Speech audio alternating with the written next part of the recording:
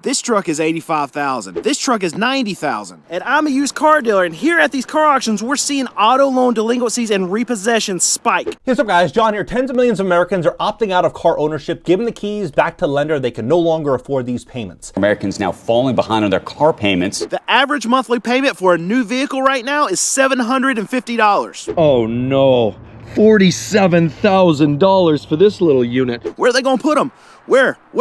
There's nowhere. No empty spaces. It is full to the brim. And look, $85,000, that's getting out of hand. And the consumer right now, with everything costing so much, they are not able to keep up with their payments. So what happens? They lose their cars. These are the places that you're not going to hear about on the mainstream media, but are just completely going out of business, and by default, those people lose their jobs. And if you're wanting to buy one of these big SUVs or nice trucks right now, it's not going to be anywhere close to $750 a month. You're going to have to pay way more than that. $118,000, folks, 118 grand.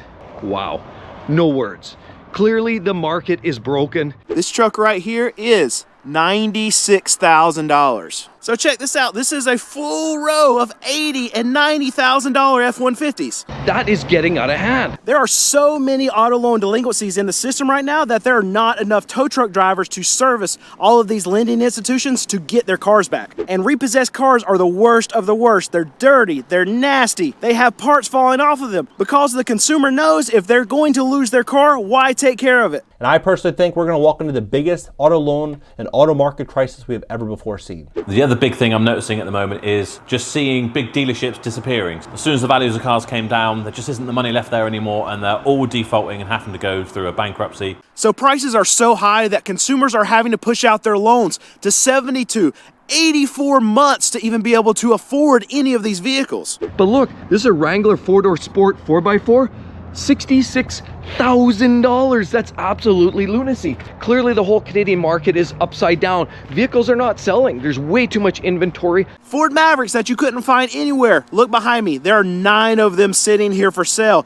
Dealerships, even the Ford Maverick, stuff that was so hot that you couldn't find anywhere, is still right now sitting on dealership lots, not selling. In 2022, CNBC reported that inflation was costing the average family $433 a month. Then, the next year, $709 a month. Now, they're saying it's $11,000 a year, almost $1,000 a month. And it's no wonder why the American consumer is having such a hard time right now. The average American doesn't have $500 in their savings account for an emergency. So it's so bad right now, even the most affordable vehicles on these dealership lots have to be marked down because people can't afford them. See right here, this says was $38,000, but after your rebates, after your discounts, now they're selling it for 30 grand, and they still can't move these things. And even though I have $2,500, $3,000, and $3,500 cars sitting on my lot, we are still slow. 2 months ago, we would have been incredibly busy with those kind of prices, but we're seeing that the demand from the consumer is drying up. Even for $3,500 cars, people cannot afford to buy them right now. So right here, here's how we know it's bad. This Ford Explorer, the MSRP, is $46,000. But now they have it discounted, advertised, they have it discounted for $39,000. This has not happened in the last 3 years where a dealership is actually advertising under MSRP on their lot. This hasn't been happening. You know it's bad when these dealerships are coming out and advertising under MSRP. Look at these vehicles. Lots of diesels, you got dualies, regular cabs with single rear wheels, and look, let's take a quick look and get an idea. $118,000. Think about this. You have Tesla cutting prices. I mean, you could buy a Tesla Model 3 now for under 20 grand, under $20,000. There's hundreds of them available. They're cutting prices. They're trying to offload this inventory. And now as a used car dealer, we are also struggling because what we have is we have decreased inventory coming to these auctions because the new car dealers aren't selling them. So the more strapped the consumer is, the less they're able to buy from new car dealers, the fewer trade-ins they're able to get to these new car dealers, the fewer vehicles they are actually able to get to me to bid on at these auctions. Car owners are trying to get rid of these cars. Dealers and lenders trying to get rid of these cars. How many people are looking to buy a car today with a 14% interest rate? Buying a $47,000 car with a 14% interest rate, looking at about $1,000 a month. Plus car insurance and gas, $1,500 a month. It's not going to happen, not for the average person. And it's not just the consumers and these car dealers that are getting hurt. These auction companies are getting hurt too. See this whole line right here? It is empty. It's empty because these new car dealers are not able to sell vehicles. They're not able to get these trade-ins. So this auction can't run what they normally run. This row is typically filled with cars, with trade-ins, and they're not here. So these auction companies are also suffering right now. What's shocking though is 2007, 2008, everyone remembers the great financial crisis as that 1929-like event. Average used car was about $8,000. Average used car is about $8,000. Now, you're looking at 4 times that amount. The average home back then was $246,000. The average home today is about $420,000. Food prices have tripled. Everything has gotten out of control, yet real wages have barely moved. You look at all these new spending bills, all this new money that's being sent overseas. We're going to see inflation get a lot worse, and I believe we're going to start to see more auto loan delinquencies. We're already at a 30-year high than we've ever before seen. It's coming very, very, very soon. You look at Google Trends, type in voluntary repossession over the last 20 years, and you'll see where we're actually headed. And the reason for this is inflation is crippling the average family. And a lot of times people are electing not to buy these late model or brand new vehicles because they're too expensive.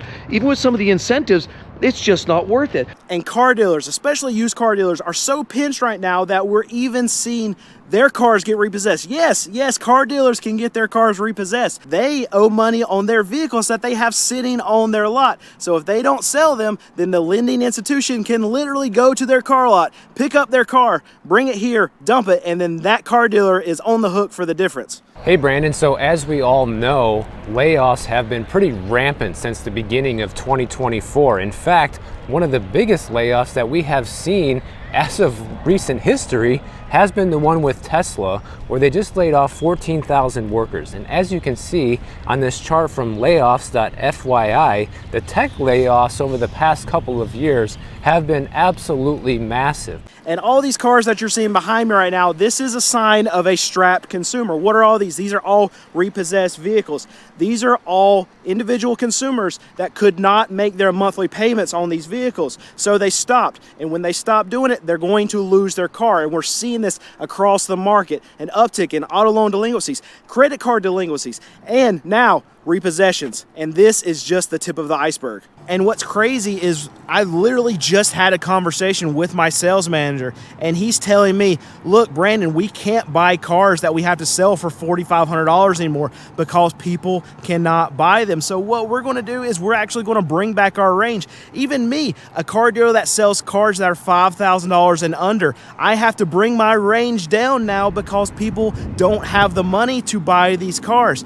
It's so bad that my sales manager is saying, Brandon, we are dead. We can't buy these cars that people cannot afford anymore. And the cars that he's talking about that they can't afford, they're $4,500. People can't afford $4,500 cars anymore. So I just want to give you the grand scale of this. We have a full row of trucks, another full row of trucks, full row of trucks, full row of trucks. And if we keep on going over here, these are actually SUVs, but there are like 3 or 4 or 5 more rows full of vehicles. Now, I've been to this dealership a lot in the last year. I have never seen it this stacked full of vehicles, and it's because it's not just Ford, and it's not just this dealership's fault. It's because the American consumer cannot afford to buy these vehicles, so they're not, and they're stacking up at dealerships, and dealerships are now having to turn down allocations because where are they going to put them? Where?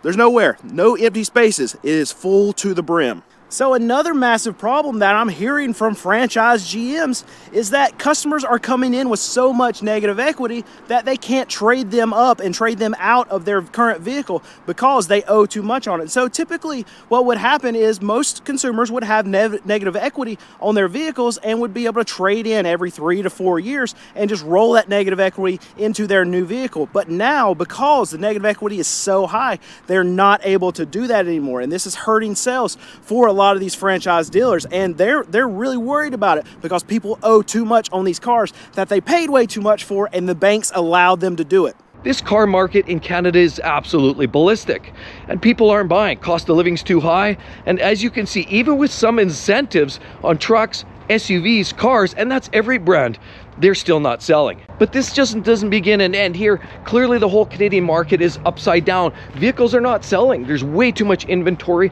A lot of it has to do with a lot of the markups. Yes, we've seen some incentives here recently, but you know, honestly, look at even base models like this right here. We have a Jeep Wrangler. This is more or less just a sport 4x4 and of course 4 doors. It doesn't even have much for features. Plastic here, and look, even this goes for a whopping $65,000. That's pretty typical. Even little SUVs like this Jeep Compass right here, great little units, fun. But honestly, there was a day when this vehicle was 25-30 grand, but even this here is a whopping $47,000 for this little SUV here. So me as a used car dealer, I can see at these car dealer auctions the strain that all these dealers are feeling. We see it in the form of no sales. Dealers that traded, they gave too much money for these vehicles. Now they're trying to unload them to other dealers and the money's not there. We're seeing repos spike up here at auctions. People are not paying for their cars.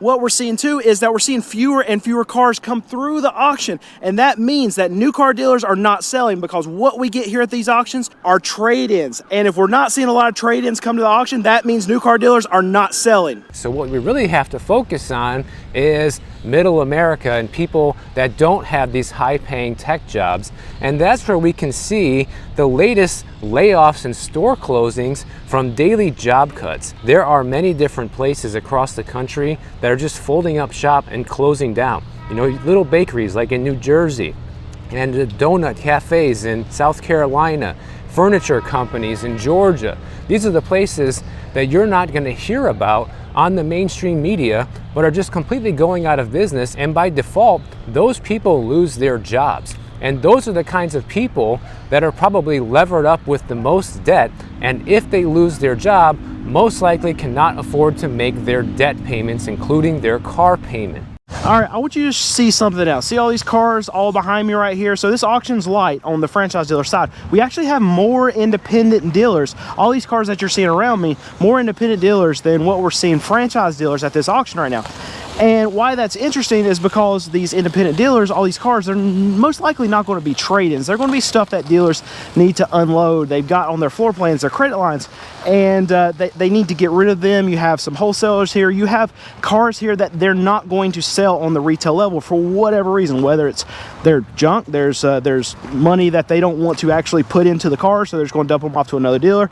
They can't sell them on their lot for whatever reason, so they have to get them off their credit lines, or they're trying to really just do some quick flips. Either way, it's interesting because you almost never see more independent dealers at an auction than you see franchise dealers. So it's very telling for the market that we're seeing that these franchise dealers can't sell, and these independent dealers are wanting to turn quick money. Because if they didn't want quick money, then they would be selling them on their actual lots, because they can make more money on their lot than they can by bringing it here to the auction and dumping it. It's very telling. Independent dealers want to get rid of their cars. Franchise dealers can't sell their cars. Hi Brandon, it's Joe from the Shifting Metal YouTube channel and your old mate from over here in the UK.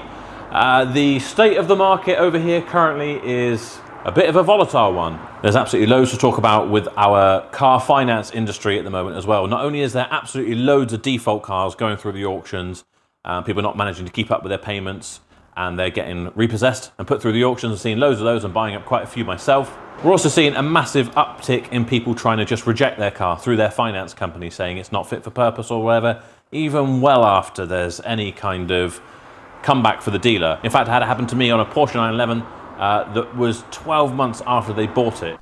So something funny to think about right now is that Jim Farley, these other CEOs of the big three right now, I think that they might start trying to get in cahoots with Sean Fain of the UAW, because they might need to have more strikes. This production's got to stop, and they got to figure out a way to blame it on somebody else. The union was an easy way to do it back last year, so maybe that we bring that back around. Jim Farley, you need to send a nice handwritten letter to Sean Fain saying, you know what, you guys, I think you need a little bit more money. Let's shut down these plants for just a little bit so we can let these dealers catch up. That's what we need right now. Now that even dealerships like And repossessed cars are the worst of the worst. People are stepping down to the CPOs and of course some of the because a consumer knows if they're not going to be paying for their car, if they're going to lose the car. With everything that's inflated in value, all of these lending institutions that need to get their car back.